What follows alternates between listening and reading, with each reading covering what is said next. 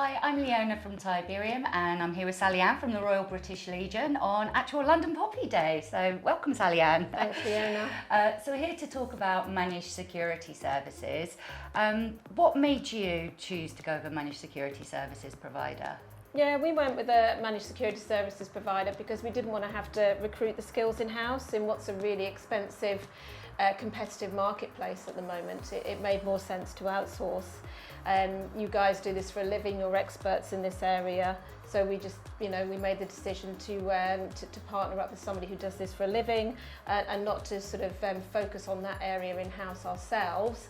It also allows us to get on with our own business, to get on with our core business, to run the projects and the key projects that we need to be doing.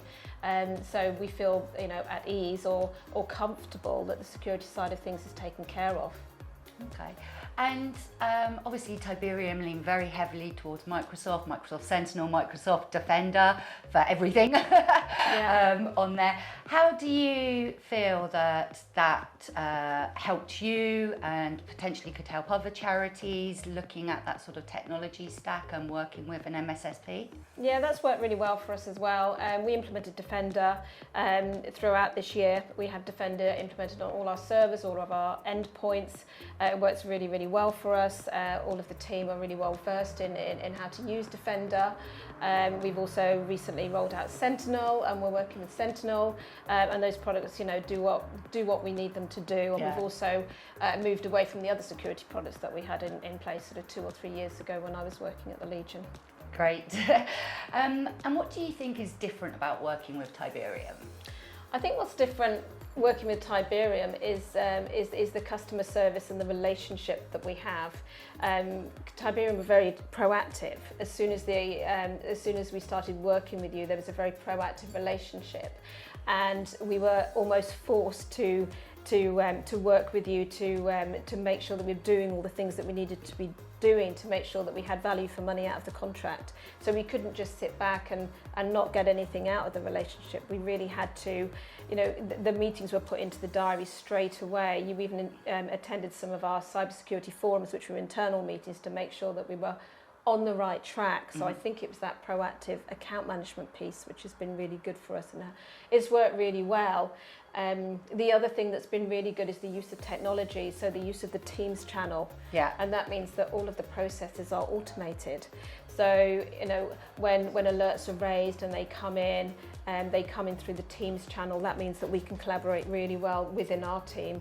With Tiberium, we can collaborate really easily, and those processes are also automated to go through to the service desk, which raises a ticket, which raises an alert, which means it gets dealt with. Yeah. So it all works really, really well, and that use of technology and automation, I think, sets you apart as well. Yeah, and definitely for me, the collaboration, working through teams. I mean, have you got a favourite part of or favourite type of way that we collaborate together?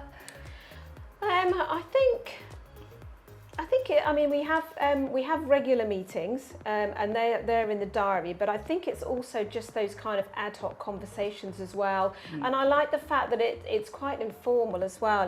We might be having a meeting and somebody might be sort of, I don't know, on the treadmill, but they're really on it, they're really focused, they're really kind of understanding what's going on. And I think if there is an issue, you make sure you get hold of us. Yeah. And I feel really comfortable that if we have an issue, it won't go unnoticed. You will make sure you get hold of us, and we do something about that, and we act on that. Brilliant.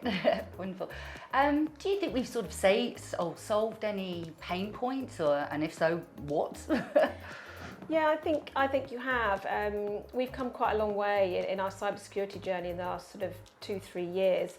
The first step in that journey was to recruit the services of a virtual CISO, and the virtual CISO came on board. We rolled out Defender. What we realised we then started working with Tiberium and put the SOC in place.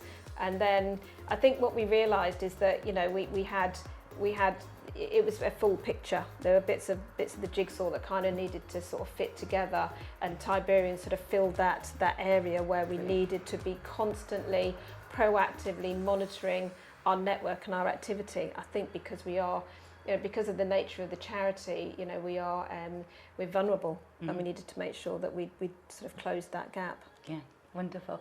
And I guess last thing really, what do you believe are the sort of unique cybersecurity challenges that charities are facing? Charities, especially our charity, but charities in general, they tend to have large sets of data. Mm-hmm. We have, hundreds of thousands of volunteers. We have, thousands of members. We have we have overseas volunteers. We have large data sets, but also we've got lots of, we take in lots of donations. We have lots of avenues that come into us with cash donations, and therefore I think there's just lots of potential avenues for people to come in and try and access the charity that way. And I think other charities have those sets of data as well. Also with personal information, we're dealing with our beneficiaries, so I think there's a lot of areas where I think we are vulnerable to cybersecurity attacks, and I think actually that's why charities need to be very careful and make sure they've got this on board. Yeah, definitely. Well, I've certainly very much enjoyed working with you, and thank you for taking the time to speak with us. No, my pleasure.